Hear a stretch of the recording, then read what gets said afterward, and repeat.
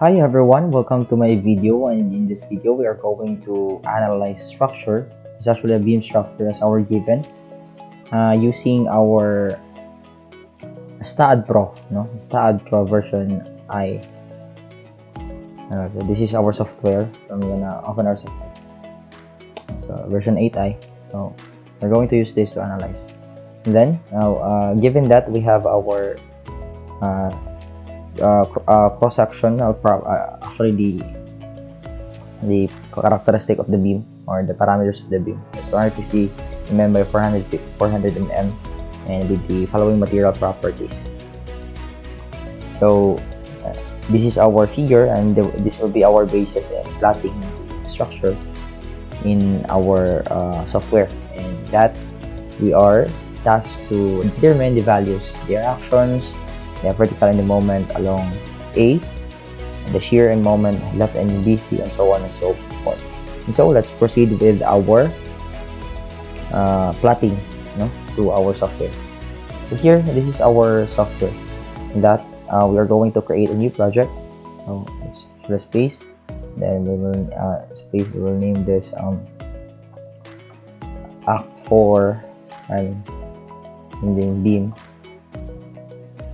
a beam, and then the file directory is also select, and then you take note that you have to check the units if it is complementary to what is in the given. So here in our given, the unit is in System International, so I'm gonna click the System International unit, that is in meter and kilonewton for the force and for the length units.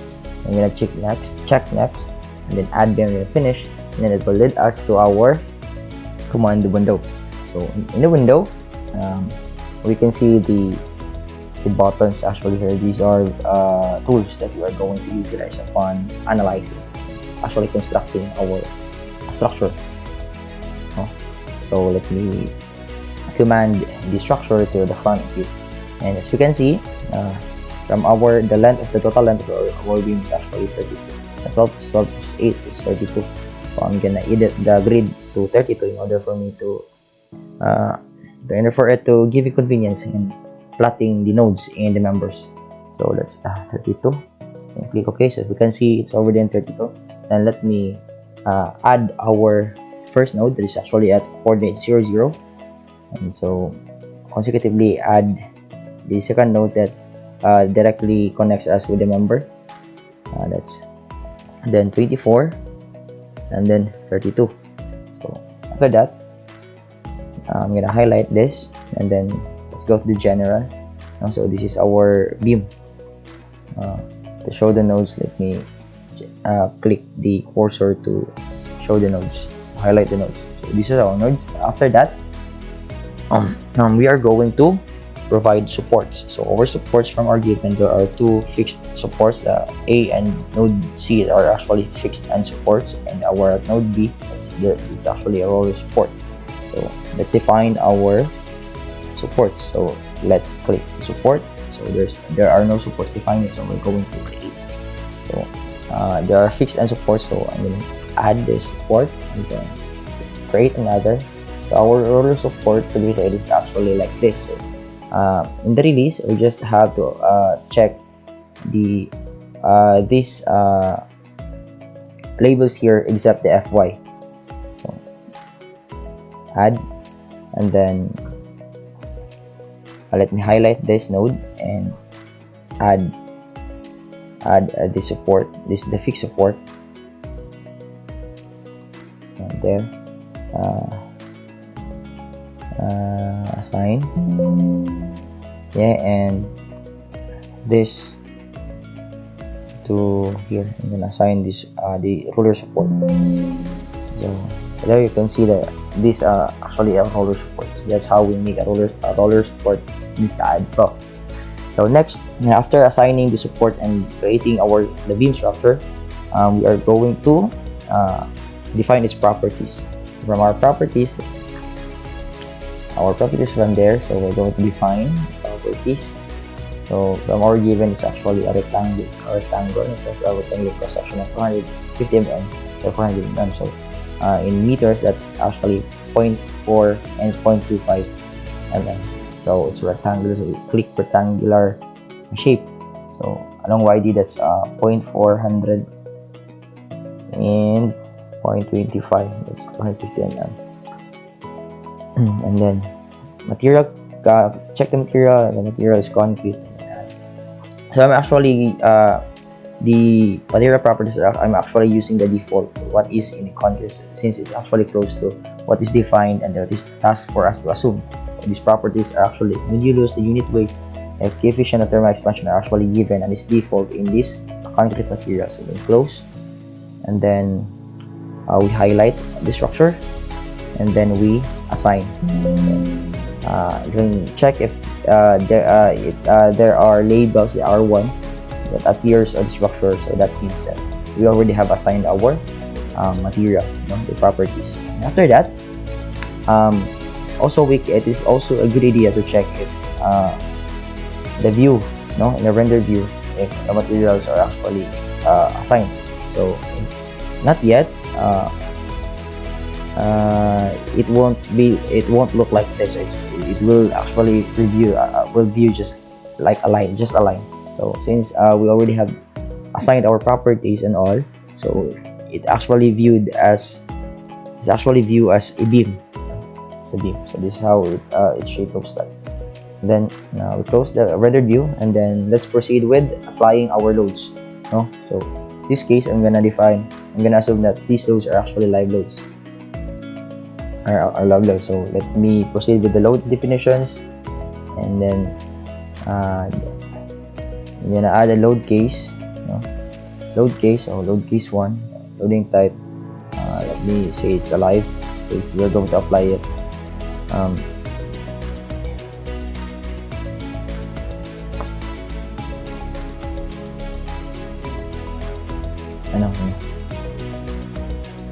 Let me say it's a dead load.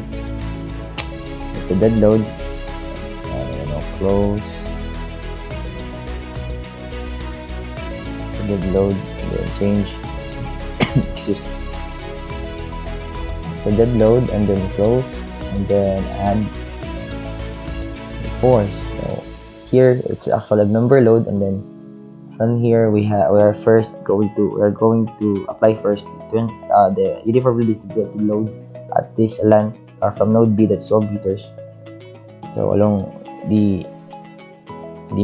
that member, so that's actually 20 kilonewton per meter. So it's on the orientation in the software, going downward is actually in a negative sign. It's a negative value. So if the input is a positive value, means the direction is going upward. So we're going to input, since our load is going downward, so that's in negative 20 kilonewton per meters.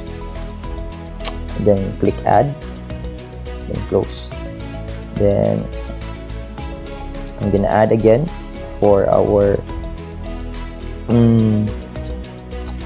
concentrated load in the software itself. Concentrated force, that is 250 kilonewton. Same principle, that's negative 250 kilonewton.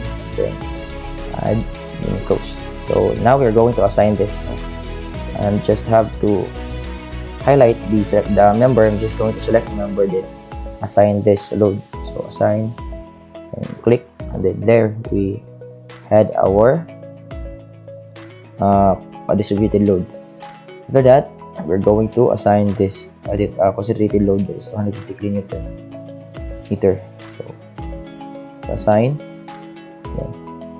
and then so we had our view.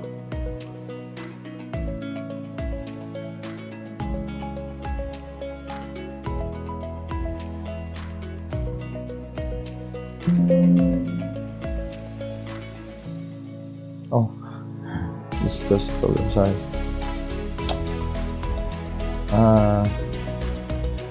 Let's go with our loads.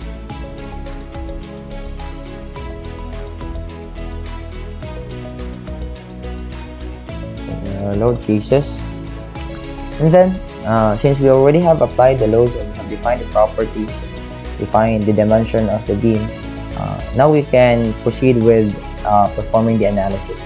So let me after before performing analysis, we perform analysis print, then close, and then we'll proceed with the analysis and run analysis.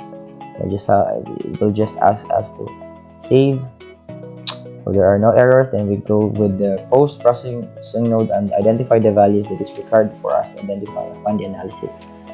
For that, I will just have to double click load case 1 and then OK, then apply, and OK, and then it will give us the beam. So with that, first we are tasked to identify the reactions. Same process, then OK. Then we will obtain the reactions.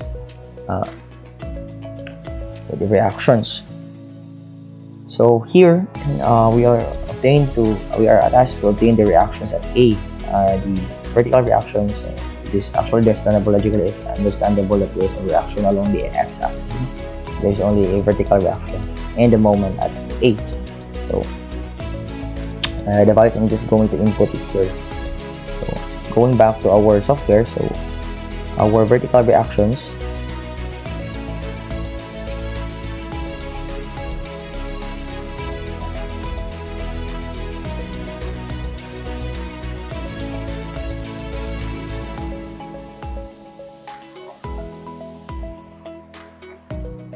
Why is it showing?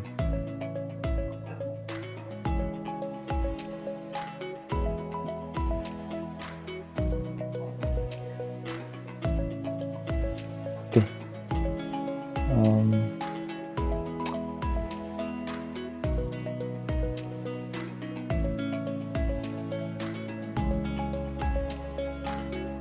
Wait. Results. View value, results, engine maximum, and software. Our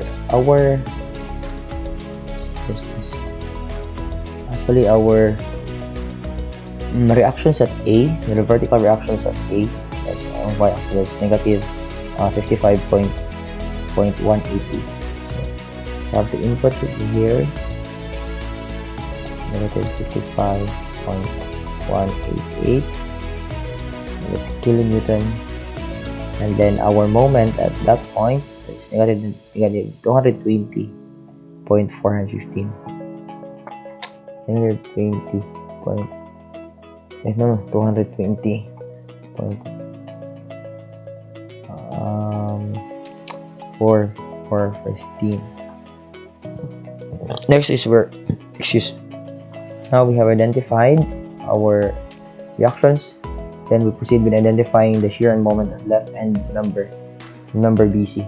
So left end is actually at point B. Not the left end is point B. This is our number BC. The left end is point B. So facing at the structure. So that's actually our node 2. And we proceed with our structure, and then we click the analysis for the bending moment. We have our bending moment. This at the left end is 441.843. So the shear, we're talking about the shear. This is also the board. It's actually the bending. Let's go with the shear. So the shear is actually this. I'm just gonna view the values of the shear for easy configuration. You know that. Then annotate. Then have our maximum shear. The shear at the left end is 185.627 km. So 185.687. 185.627. Sorry. And moment. So identifying the moment, let's disable this. Identify the moment, and then again view the result, value the results, and annotate, and then close. And we have it here. It's 441.843. The left end is a point B. for 41, 441.843 kilonewton per meter respectively. Then, after that, we're going to we will proceed with identifying the maximum bending moment in member BC at this member. So we're not talking about the left and the right end. It's on the generally on the member BC. So identifying that, and the maximum bending moment is actually this, no? The 1.903 times 10 raised to positive 0, positive 3. So I look at the table here. We're going to look at the table here.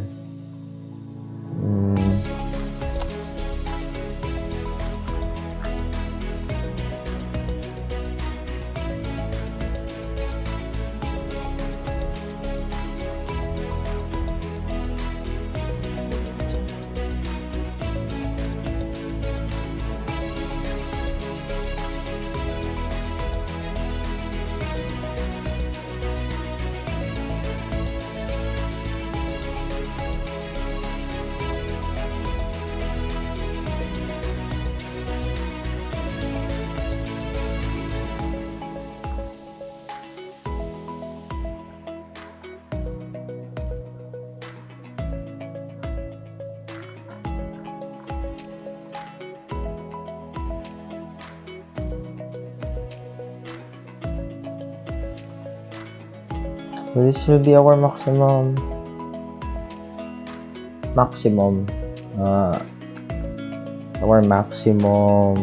bending member BC. My opening again. Member BC that is about 1.0. It's about 1.09. E raised to positive 0.002.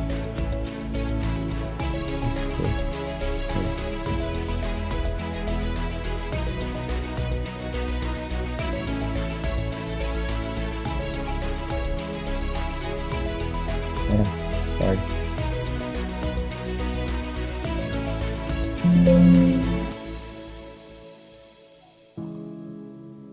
0.03 and is located